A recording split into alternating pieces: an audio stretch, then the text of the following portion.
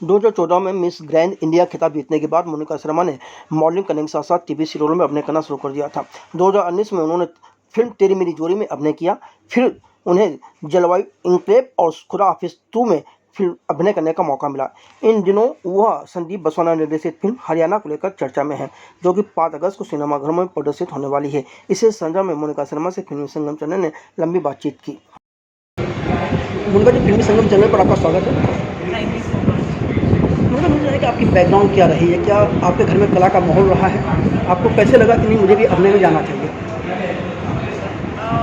कला का माहौल इस सेंस में रहा है कि सिर्फ एक ड्राइंग तक मैं कह सकती हूँ, ड्राइंग और पेंटिंग तक कह सकती हूँ। अदरवाइज मेरे घर में और कोई तो नहीं रहा है अभी तक आर्ट में या फिर फिल्म इंडस्ट्री में।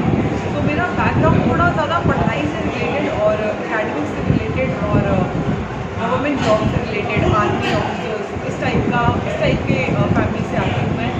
मेरे पापा, दादा, नाना सबने सर्व किया है नेशन को। और हाँ, तो एकेडमिक रिलेटेड थोड़ी मेरी ज़्यादा फैमिली है। तो आपको अभिनय का शौक कैसे हुआ? कब आपको लगा कि नहीं मुझे अभिनय में जाना चाहिए?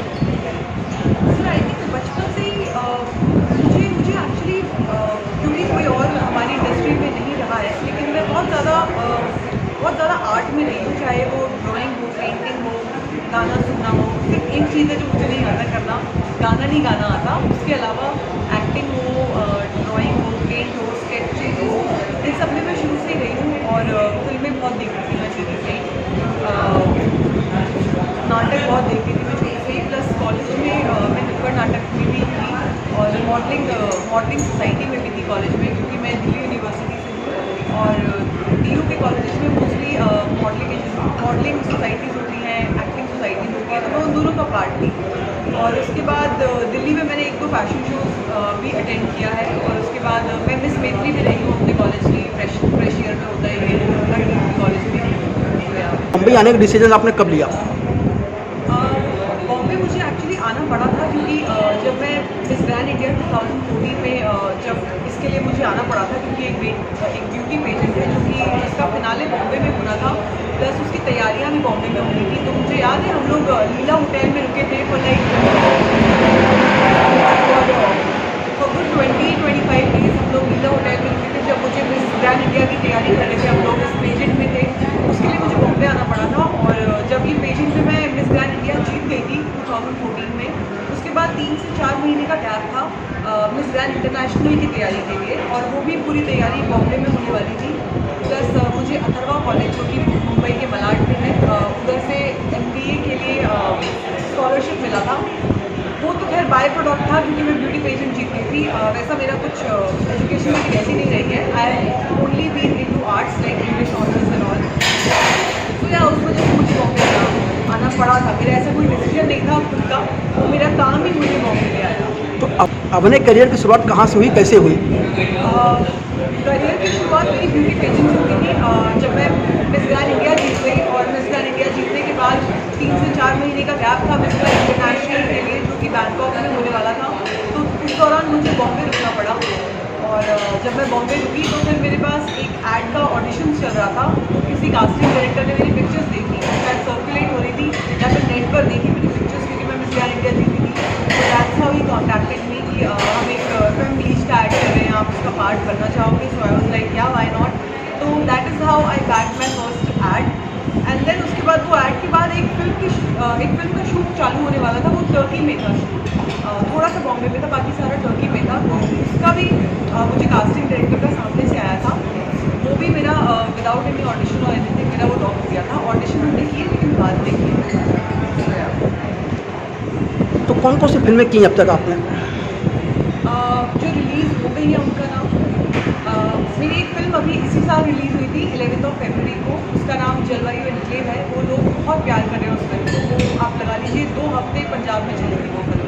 एंड 80% तो मतलब सिनेमा हॉल कवर्ड ही रहते थे उसमें से, 80% क्राउड रहता था। एंड वो अभी Amazon प्राइम पे स्ट्रीम हो रही है। उसका नाम है जलवायु इनक्लेव। फिर से बता देती हूँ, आप देखिए उसको और आपको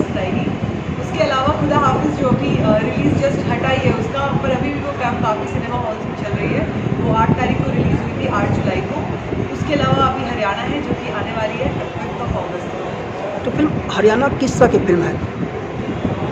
सर हरियाणा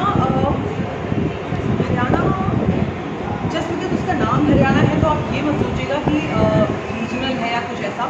रीजनल तो ऑब्वियसली नहीं है, पूरी हिंदी फिल्म है। लेकिन ये मैं कहूँगी कि एक कम्युनिटी के लोगों को और उनकी लाइफस्टाइल को, उनका स्टेट ऑफ माइंड, उनके थॉट प्रोसेस को दिखाती है ये वर्ल्ड एट लार्ज। बिकॉज मुझे पता है हरियाणा में और भी इस बैकड्रॉप पे और भी फिल्में बनी हैं पहले, बहुत इंटरेस्टिंग बनी है क्योंकि उस कम्युनिटी के लोग भी बहुत इंटरेस्टिंग होते हैं। एक्चुअली सारी कम्युनिटीज़ के लोग इंटरेस्टिंग होते हैं, बट इस तरीके से उनके इनोसेंस को, उनकी मासूमियत को, उनकी लव लाइफ को कभी नहीं दिखाया गया है। जब भी ऐसा हरियाणा नाम आता है तो हमें सिर्फ कुश्ती याद आती है या सोल्जर्स याद आते हैं वहाँ से, या फिर स्पोर्ट्स प्लेयर्स याद आते हैं, या फिर खाना याद आता है उनका, वही दूध लस्सी घी। लेकिन Haryana is so much more than that. और यही चीज़ डायरेक्टर की परसेप्शन, उसके नज़रिए कि वहाँ के लोग कितने सिंपल होते हैं। मतलब ऐसा नहीं है कि वो लठमार है या फिर वो मेल डोमिनेटेड ही है, ऐसा कुछ भी नहीं है। हर जगह हर तरीके के लोग होते हैं और सबकी लाइफ में लव लाइफ भी एक एरिया है, तो उनकी लव लाइफ भी दिखाई गई है। हरियाणा के लोग किस तरीके से रोमांस करेंगे वो दिखाया गया है, उनका थॉट प्रोसेस क्या है लड़कियों को लेकर, और उनमें कितनी मासूमियत होती है। उनके एक मर्दाना एटीट्यूड के नीचे एक उनका सॉफ्टर साइड भी होता है। तो या बहुत इंटरेस्टिंग है, बहुत कॉमेडी तरीके से दिखाया गया है, रोमांस है, थोड़ा बहुत एक्शन भी है उसमें, but overall I would say very much genuine, authentic and relatable. तो फिल्म हरियाणा में आपका अपना किरदार क्या है? जी, आपका अपना किरदार क्या है इस फिल्म में? तो मैं वसुधा का कैरेक्टर प्ले कर रही हूँ और वसुधा का कैरेक्टर बहुत इंटरेस्टिंग है क्योंकि क्योंकि क्योंकि वो एक नॉर्मल रेगुलर एवरेज लड़की नहीं है जैसी लड़कियाँ होती हैं, फेमिनिन हो या फिर आप समझ रहे हो, एक रेगुलर कैरेक्टर से अलग हट के कैरेक्टर है वो। हमने हमेशा अपने कॉलेज में, अपने स्कूल में कुछ ऐसी लड़कियाँ देखी हैं जो अलबेली सी होती है, अनप्रिडिक्टेबल होती हैं, जो जिनको सिर्फ फैशन मेकअप नहीं पसंद होता। They are also so much more than that. उनका अगर फैशन और मेकअप भी होता है तो वो अलग तरीके का होता है। मतलब वो सूट के नीचे जूते पहन लेती हैं, स्पोर्ट्स शूज, आप समझ रहे हो। तो she is not typical tomboy and she is not very girly girl, she is somewhere in between and that is what makes her very very very interesting. She is daring also and she also has some innocence in her character, but वो innocence बहुत ही अलग और बहुत ही कमाल की तरीके से आपको देखने को मिलेगा। इस फिल्म के किरदार को निभाने के लिए आपने किस तरह की तैयारियां की, किस तरह का होमवर्क रहा आपका? सर हमारी रीडिंग्स होती थी काफ़ी, मेरी और जयवीर की और बाकी सबके साथ भी काफ़ी रीडिंग्स होती थी, और हमारे वर्कशॉप्स हुए हैं, हमारे ऑडिशंस भी 3 बार हुए हैं। और क्या अनुभव है? आप दिल्ली के रहने वाले हैं, हरियाणा के बारे में कितना जानते थे और अब कितना जानने लगे हैं? एग्जैक्टली मैं वही आपको बता रही थी कि मैं तो दिल्ली से हूँ, दिल्ली तो फिर भी बहुत पास है हरियाणा के, almost they are neighbouring and Delhi में ही हर प्रांत के लोग हैं, तो हरियाणा के, पंजाब के, बिहार के, हर तरीके के लोग हैं।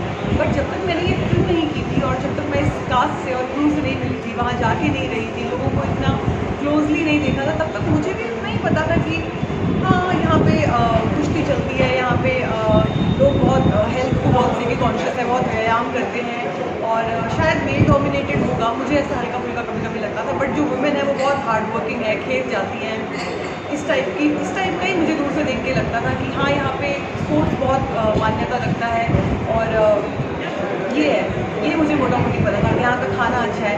बट जब मैं यहाँ गई, मैंने यहाँ शूट किया और अपने कैरेक्टर को जाना, मुझे समझ में आया कि there is a lot more than what people think about Haryana और any community for that matter. तो वहाँ पे जैसे बॉम्बे के लड़के को प्यार होता है और जब सच्चा प्यार होता है तो इनोसेंस होता है, और या फिर एक दिल्ली की लड़की को प्यार होता है तो उसमें भी एक अलग टाइप का इनोसेंस होता है जब प्यार होता है। तो वैसे ही जब हरियाणा में लोगों को प्यार होता है तो उनका भी अलग टाइप का रोमांस होता है, और जब उनको रोना आता है तो उसमें भी एक अलग टाइप की फीलिंग होती है। तो बहुत ही आप समझ रहे हो, बहुत ही कॉम्प्लिकेटेड चीज़ों को या बहुत ही अलग टाइप की चीज़ों को बहुत ही सिंपल लेंस में दिखाया गया है, बहुत ही सिंपल बारीकियों से रोज़मर्रा की ज़िंदगी में एक इंसान क्या गो थ्रू करता है, क्या नहीं करता, इस तरीके से दिखाया है। तक आपका करियर जिस गति से आगे बढ़ा है उसके लिए आप क्या सोचते हैं? करियर को लेके सर मैं बस होपफुल हूँ, मैं ये बोलूँगी, और हम सभी होपफुल हैं, पूरी दुनिया ही उम्मीद में टिकी है कि मैं फ्यूचर में भी अच्छा काम कर पाऊँ और अच्छा काम कर पाऊँ और अलग अलग टाइप के रोल कर पाऊँ।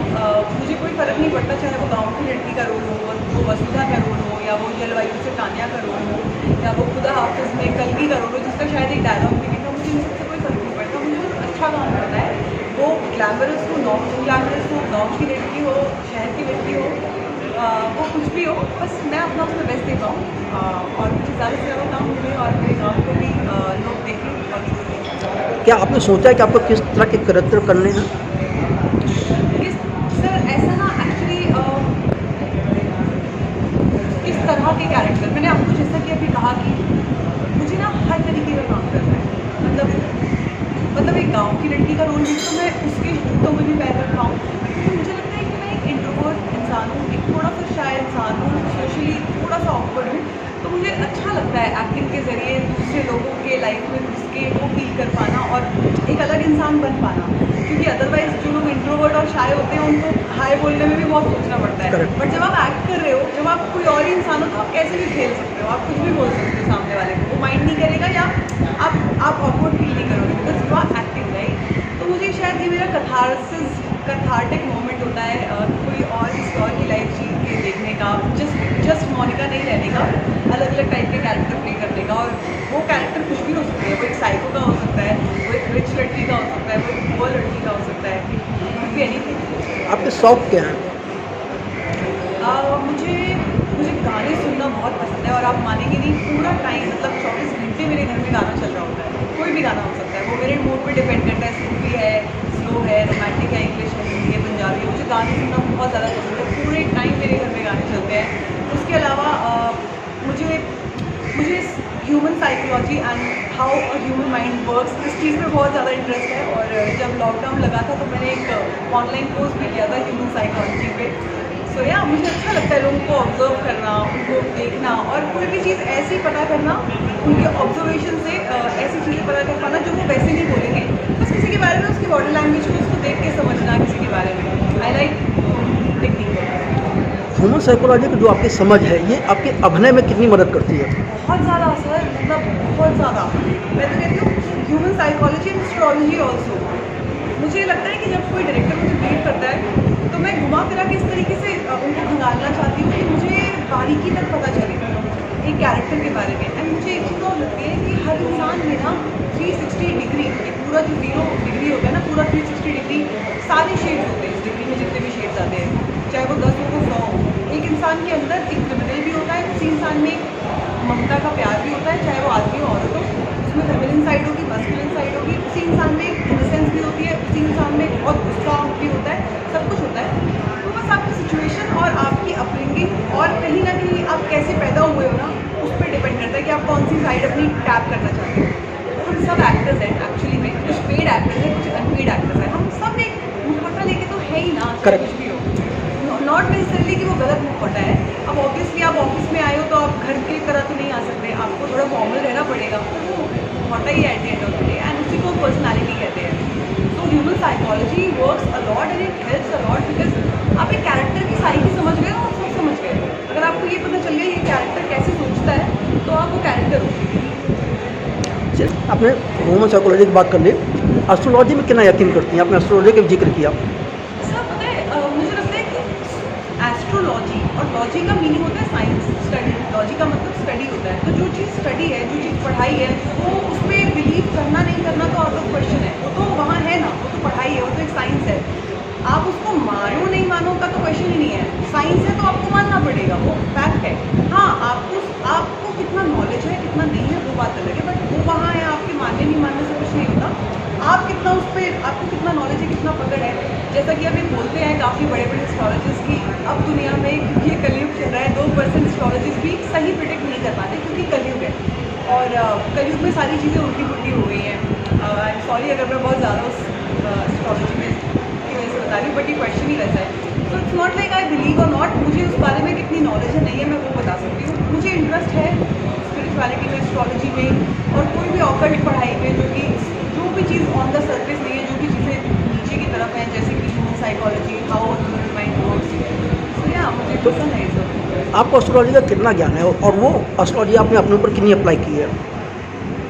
नहीं सर, मैंने अपने ऊपर कुछ खास ऐसे अप्लाई नहीं किया, बस मुझे मज़ा आता है क्योंकि उसमें भी 12 साइंस होते हैं, अलग अलग साइंस होते हैं, चिन्ह होते हैं, तो 12 तरीके के लोग होते हैं और उनकी 12 अलग अलग तरीके की प्रवृत्ति होती है, वो किस तरीके से एक सिचुएशन में रिएक्ट कर सकते हैं, उनकी क्या टेंडेंसीज होंगी, तो मुझे उस तरीके से कैटेगराइज करना अच्छा लगता है. It just makes anything easy for me, but at the same time I don't like to जज people on the basis of anything for that matter. I know कि इंसान है और इंसान की जो चेतना है वो हमेशा बढ़ती रहती है, हर दिन चेंज होता है, हर दिन किसी भी छोटी सी इंसिडेंट से आप में कोई बदलाव आता है. मेरा सवाल है कि आपने अपने ऊपर एस्ट्रोलॉजी को हिसाब से कितना बदला है और क्या क्या चेंजेस किए हैं? नहीं सर, मैंने अपने ऊपर कुछ भी नहीं बदला, एस्ट्रोलॉजी के हिसाब से कुछ नहीं बदला. मैंने सिर्फ ऑब्जर्वेशन के लिए इस चीज़ को रखा है कि मैं ऑब्जर्व करती हूँ कि ये ऐसा है, तो मुझे पता है कि ऐसा कोई प्लैनेट होता है, उसकी वजह से ऐसा होता है. मैंने बदला कुछ भी नहीं है, बस मैं ऑब्जर्व करती हूँ, मुझे मज़ा आता है ऑब्जर्व करने में.